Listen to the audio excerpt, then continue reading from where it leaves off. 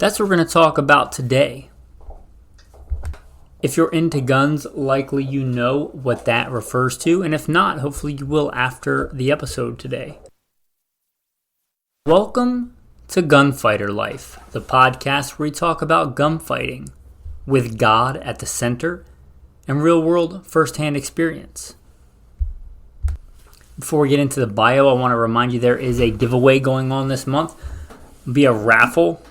4 new patrons giving away a Mora knife, a shotgun scabbard. Really nice one, very similar to what I use for my go-to survival shotgun and truck gun. In fact, it's the same, it's just a different camouflage pattern. Giving away that, a pull-through bore cleaner, and a choke tube case. And again, that black and tan Mora knife.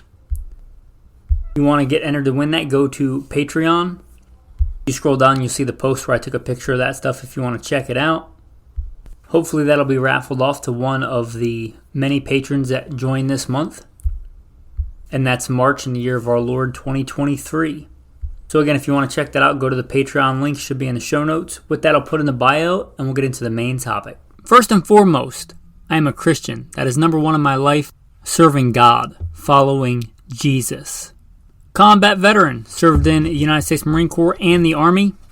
Also law enforcement veteran, private contractor, state rifle and pistol champion. Professional big game hunter and guide.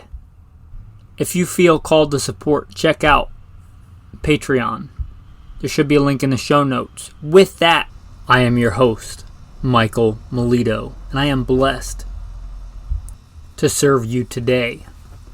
So what is a Wildcat cartridge? Well, I guess that's up for debate, but it's generally a cartridge that hasn't gone mainstream. And a lot of cartridges that now are mainstream started out as Wildcats. For instance, the 280 Ackley Improved. Now, Ackley did a bunch of cartridges, but the 280 Ackley Improved, which started out for a long time as a Wildcat, I believe now is actually more popular than the one developed by the big ammo companies, the 280. Which is pretty awesome. Also, the 35 Whalen. That's a mainstream cartridge now, and it won't be included in today's topic other than describing what a Wildcat is. Many Wildcats are formed by taking an existing cartridge, 30-06 is a classic, and necking it up or necking it down. A real easy example, you take the 30-06 mass-produced, and you neck it down to 25 caliber, and you get the 25-06. And then maybe it does or doesn't get adopted by a big ammo manufacturer. 25-06 did, as did the 35 Whalen. You take the 30-06 and you neck it up to 35 caliber. And you do this for different reasons, right? You want a flatter trajectory, at least out to a point, with a lighter, faster projectile. You neck something down. In the case of the 25-06, you want a bigger, heavier hitting cartridge with heavier bullets. For bigger game, moose, things like that, you neck it up, put a bigger bullet on top, in the case of the 35 Whalen. And many great cartridges started out as Wildcats. Today we're mostly going to be sticking with ones that are still Wildcats. And again, that's a sliding scale. If there's one small boutique ammo manufacturer that chambers for it or makes ammo for it, I would still consider it a Wildcat. Maybe it's a feral cat. Maybe we need to make that a term. But if a big company chambers for it, rifles, ammo like Remington, Winchester, Browning, I would say it's no longer a Wildcat, it's gone mainstream.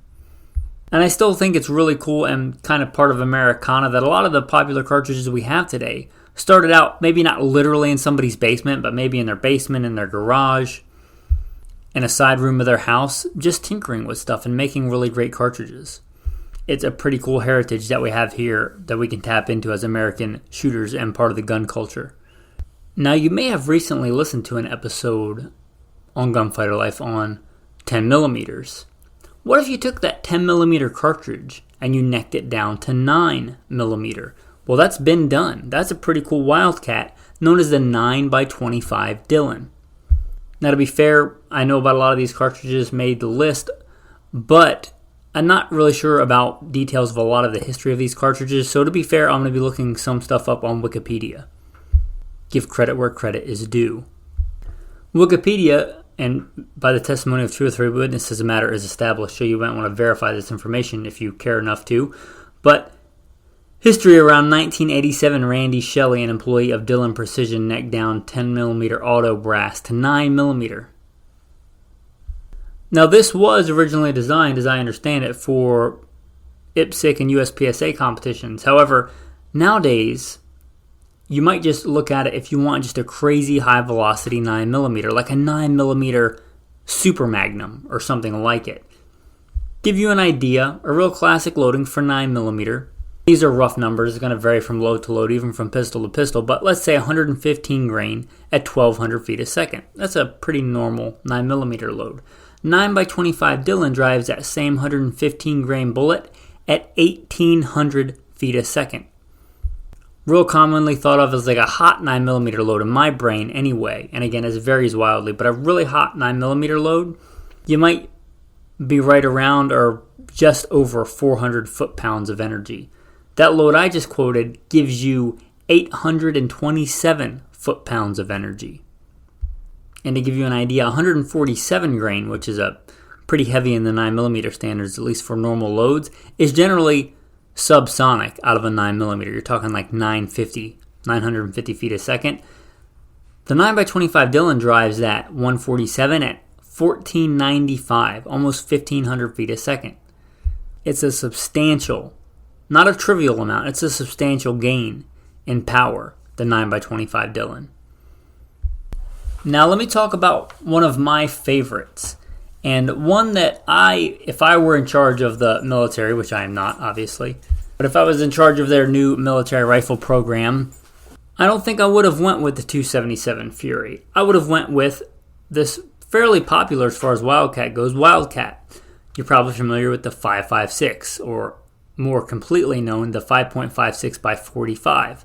What if you necked that up to 6mm?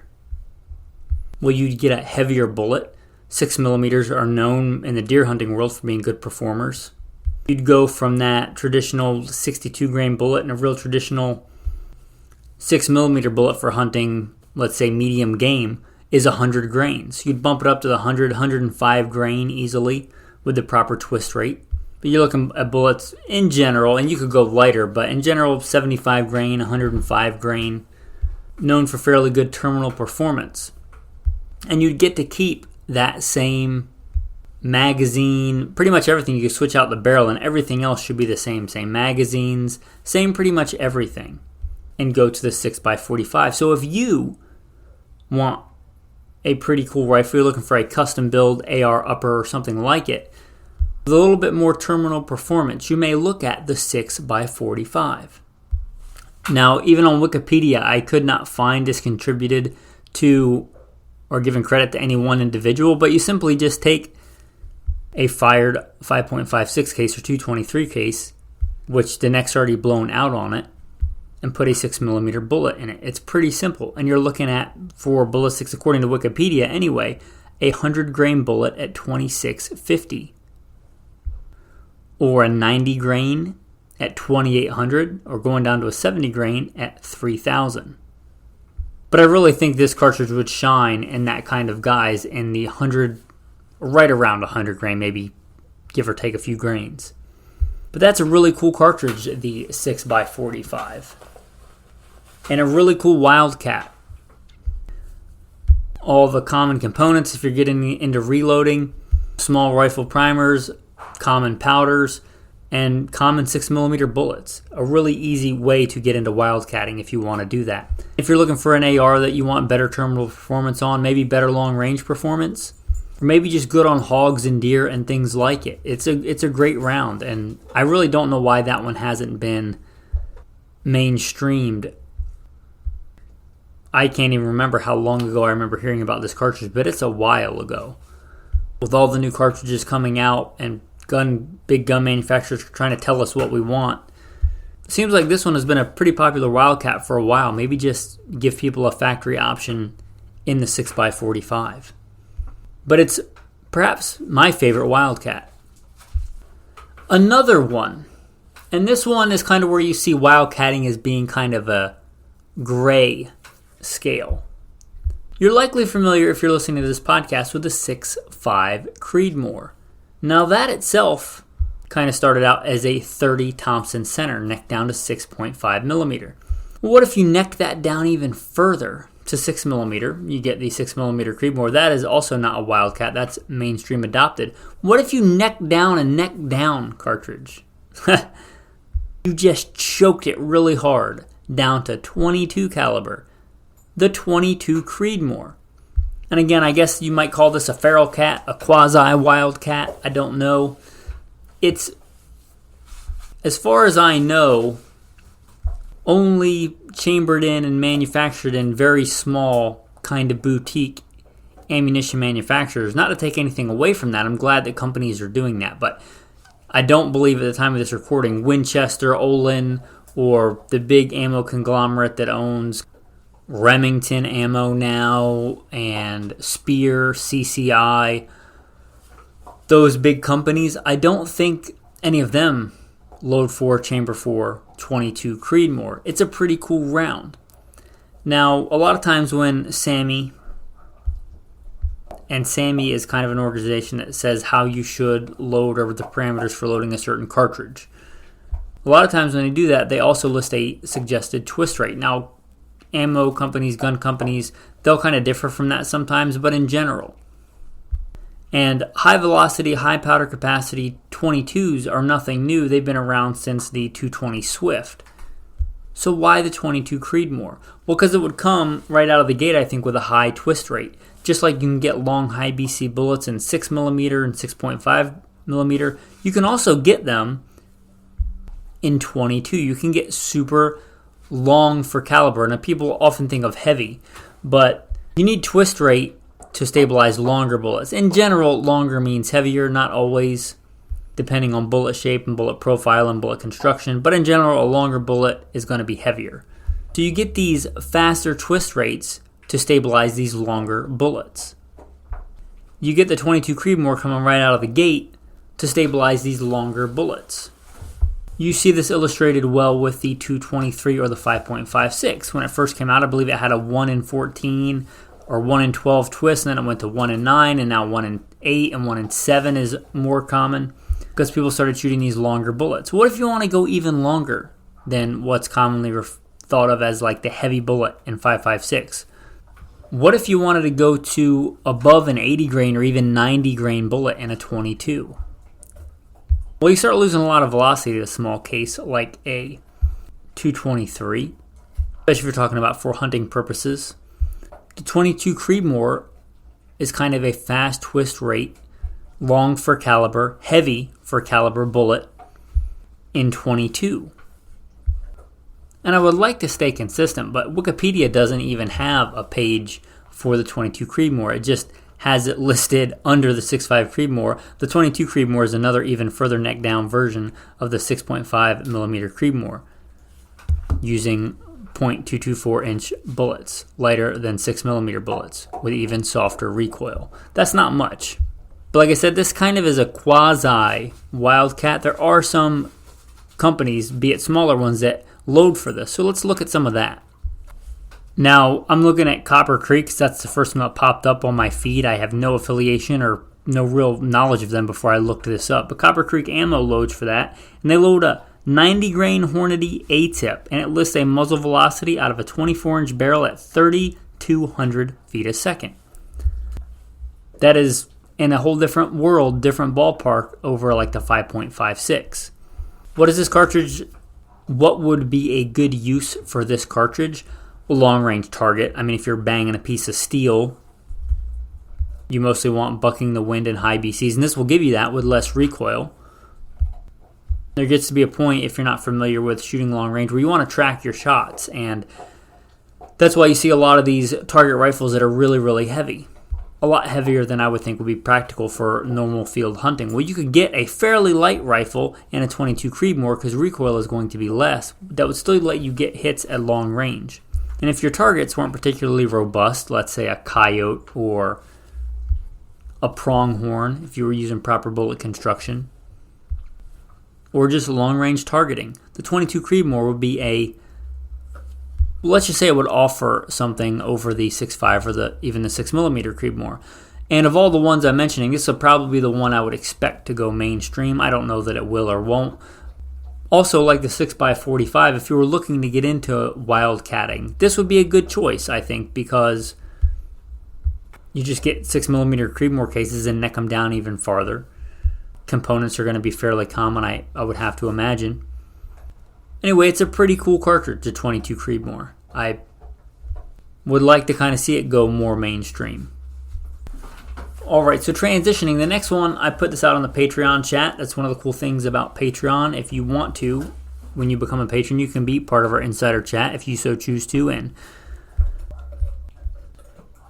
let's just say we haven't had to kick anybody out yet, but I wouldn't say that I would never do that. But anyway, it's a group of really cool guys in there, and it's not just me helping them, we help each other.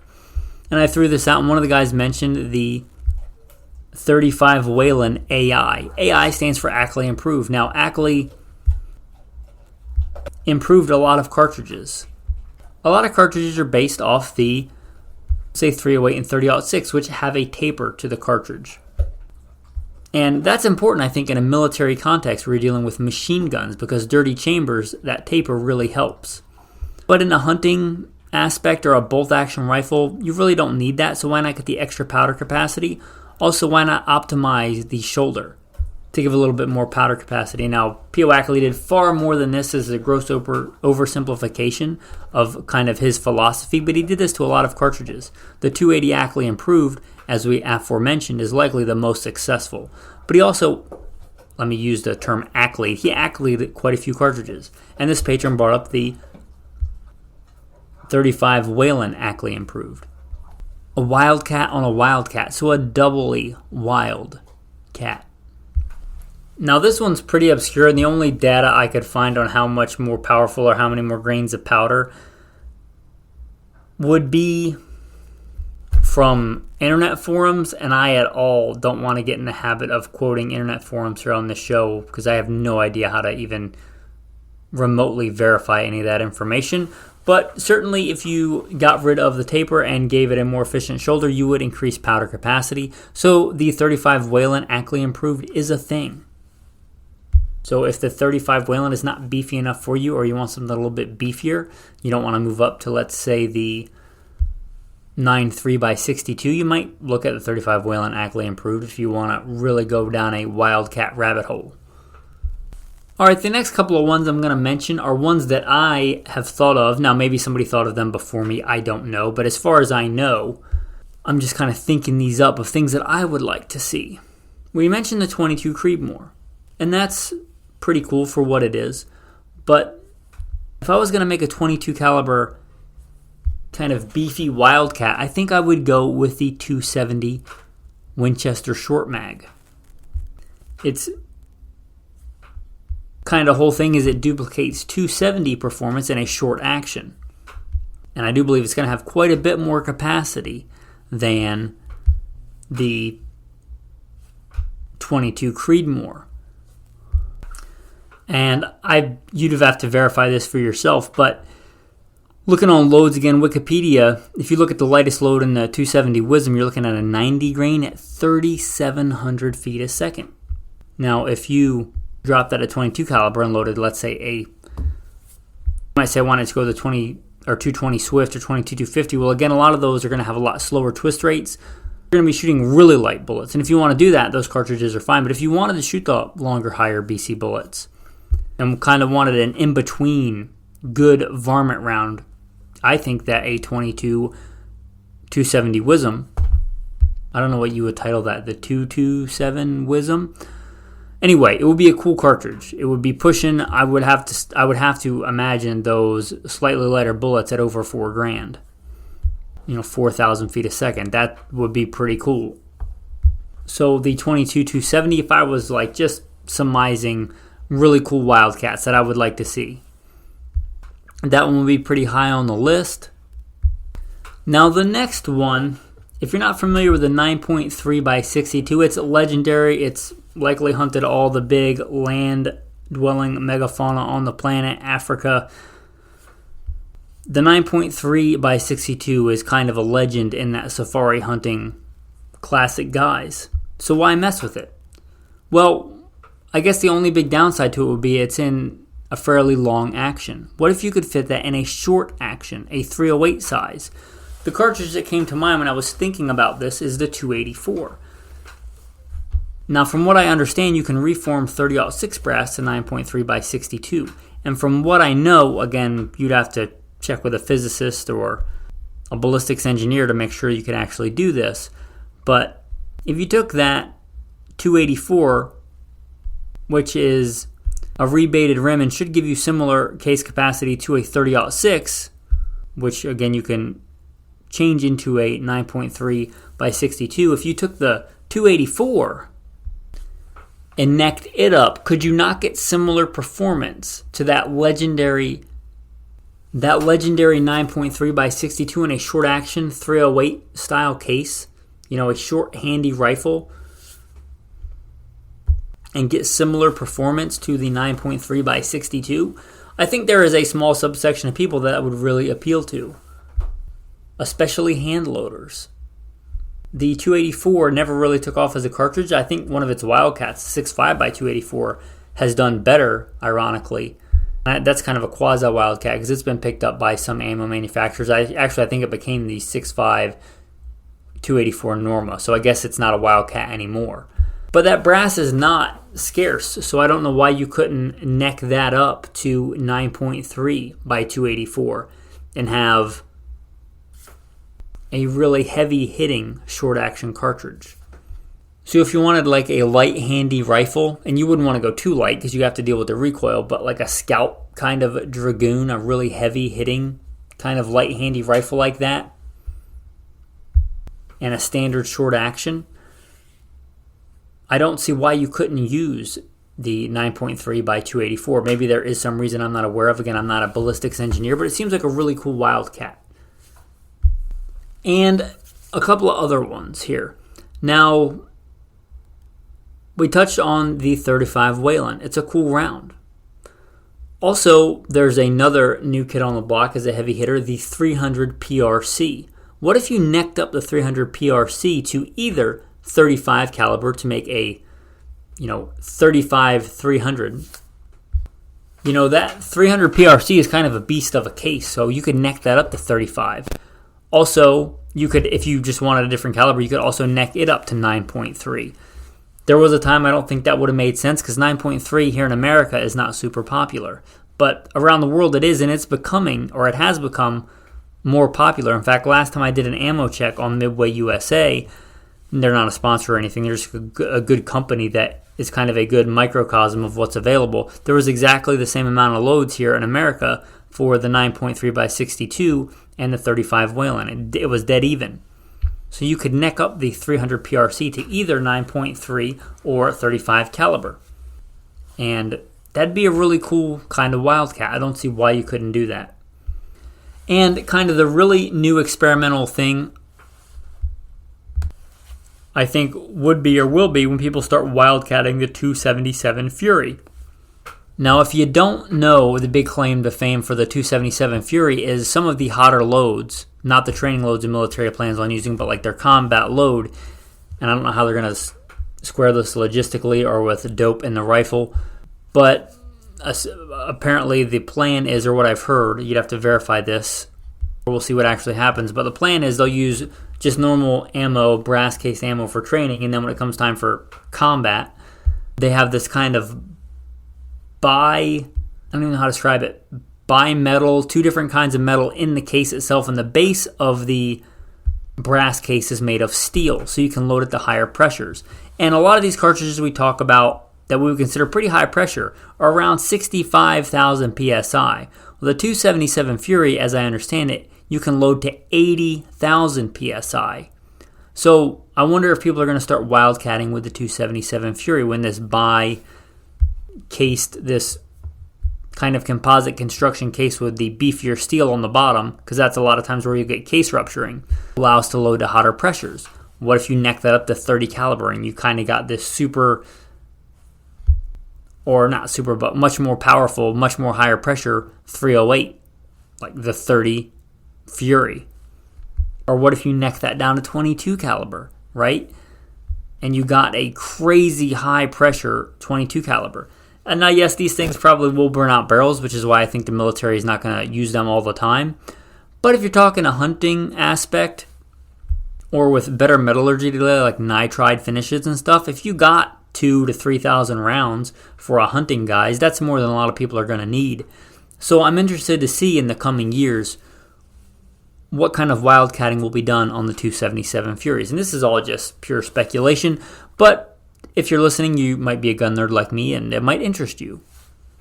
But I wonder if we will see a 22 Fury or a 30 Fury in the future. Anyway, hopefully you enjoyed this reflection on wildcats and pontification on possible wildcats. We're looking at kind of the past and the future. And again, a lot of the really cool cartridges we have is because somebody or some small group of men wanted to improve an already existing cartridge. And that's a pretty cool thing, again, I think, about American. And it's probably not unique to America. They've probably done that throughout the world. But people that didn't work for a big ammo or gun company, they just on their own decided to improve stuff. And sometimes they made something so good that the big companies adopted it. And that's really cool. Tactical tip of the day. Now, this came up the other day, and I guess it's one of those things where if you've been shooting a really long time or into competition, you kind of forget all the things that you know and you just do them. But this is one of the things I do for the patrons. Not promising I would always do it for everybody because it might get to the point where I can't. But a lot of times patrons will send me a video of them shooting. I've been a professional firearms instructor by God's grace. I've been blessed to for the FBI, NRA, one of the biggest firearms instruction schools in the country. Right? I've done that for a big chunk of my life, military, law enforcement, civilian. I can look at people and kind of improve their shooting. It's one of the things a shooting instructor does. Especially if I can see a video or a picture of the target, I can a lot of times diagnose things. This is one of the things I was doing for somebody pretty recently as a cool thing for the patrons. Well, he sent me a video, and right away it was a one-handed shooting drill. And I guess this is one of the things that I just assume people know, but maybe they don't. When you're shooting one-handed, take that support hand, grab your belt, grab your shirt, grab your pocket, do something with it so it's not swinging around. You would be surprised at how much that moves your gun when your free hand is swinging around when you're trying to shoot. So if you're shooting one hand, either strong hand or support hand, make sure you're securing that other hand, even if you just slap your chest with it or whatever you want to do with it. Put it on your belt, grab your belt, whatever. It's going to do a lot better than having that arm swing freely. So that's your tactical tip of the day. When you're shooting one-handed, make sure you're securing that other hand if possible. Tactical verse of the day is going to come from Matthew, the end of Matthew 6 and into Matthew 7. And remember that I do believe this is correct, that there were no chapters or verses in the Bible up until, I believe, the 1800s. So for the vast, vast majority of the existence of the Bible, there were no chapters. So make sure you keep that in mind when you're reading as for context. It's not like it's a different idea or anything most of the time, or that it's a different context. The chapters and verses, they are helpful for pinpointing a scripture. Say, oh, it's in Matthew 7, verse 5, or whatever it is, right? But just realize that this is going to be the end of Matthew 6 and into Matthew 7. So don't worry about tomorrow, for tomorrow will bring its own worries. Today's trouble is enough for today. Do not judge others, and you will not be judged, for you will be treated as you treat others. The standard you use in judging is the standard by which you will be judged. Anyway, when there's so much predicated, I think, in today's news and culture about worrying about this thing or worrying about that thing, and so much of the news, I think, is predicated on fear, you don't know what's going to happen tomorrow. Don't spend time worrying about tomorrow. That's what Jesus says. I'm not saying don't plan for tomorrow, don't be ready for tomorrow. For Jesus himself says, watch and be ready many times. He talks about great tribulation. He says, watch and be ready. But don't worry about tomorrow. So let's try and live our lives a little bit more the way Jesus says, and don't worry about tomorrow. With that, men, thanks for listening and have a blessed day.